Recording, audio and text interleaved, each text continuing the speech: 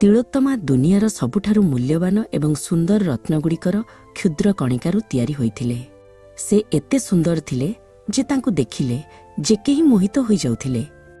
ବ୍ରହ୍ମା ତାଙ୍କୁ ସୁନ୍ଦ ଏବଂ ଉପସୁନ୍ଦଙ୍କ ପାଖକୁ ଯାଇ ସେମାନଙ୍କ ମଧ୍ୟରେ କଳି ସୃଷ୍ଟି କରିବାକୁ ନିର୍ଦ୍ଦେଶ ଦେଲେ। ତିଳୋତ୍ତମା ସୁନ୍ଦ ଏବଂ ଉପସୁନ୍ଦ ରହୁଥିବା ବିନ୍ଧ୍ୟ ପର୍ବତର ଏକ ବଗିଚାକୁ ଗଲେ। ସେଠାରେ ସେ ଫୁଲ ତୋଳୁଥିବା ସମୟରେ ଦୁଇ ଭାଇ ତାଙ୍କୁ ଦେଖିଲେ।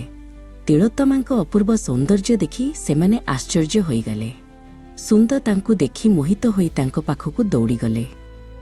ସୁନ୍ଦ କହିଲେ, ଏହି ସୁନ୍ଦରୀ ମୋର ପତ୍ନୀ ହେବେ।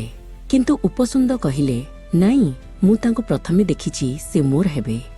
ଯେଉଁ ଭାଇମାନେ ଦିନେ ପରସ୍ପର ପାଇଁ ଜୀବନ ଦେବାକୁ ପ୍ରସ୍ତୁତ ଥିଲେ, ଆଜି ଜଣେ ନାରୀ ପାଇଁ ସେମାନେ ପରସ୍ପରର ଶତ୍ରୁ ପାଲଟିଗଲେ। ସେମାନଙ୍କ ମଧ୍ୟରେ ଯୁକ୍ତିତର୍କ ବଢ଼ିବାକୁ ଲାଗିଲା। କ୍ରୋଧ ଏତେ ବଢ଼ିଗଲା ଯେ ସେମାନେ ନିଜ ନିଜର ଗଦା ଉଠାଇଲେ।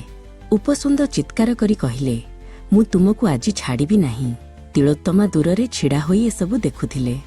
ସେ ଜାଣିଥିଲେ ଯେ ତାଙ୍କର କାମ ସଫଳ ହେବାକୁ ଯାଉଛି। ଶେଷରେ ଦୁଇ ଭାଇ ପରସ୍ପରକୁ ଜୋରରେ ପ୍ରହାର କଲେ। ବ୍ରହ୍ମାଙ୍କ ବର ଅନୁସାରେ ସେମାନେ କେବଳ ପରସ୍ପର ଦ୍ୱାରା ହିଁ ମରିପାରିବେ, ତେଣୁ ସେମାନେ ଏକା ସାଙ୍ଗରେ ତଳେ ପଡ଼ି ମୃତ୍ୟୁବରଣ କଲେ। ଦୁନିଆରୁ ପାପର ଅନ୍ତ ହେଲା। ଦେବତାମାନେ ତିଳୋତ୍ତମାଙ୍କ ଉପରେ ପୁଷ୍ପବୃଷ୍ଟି କଲେ ଏବଂ ଶାନ୍ତି ଫେରିଆସିଲା।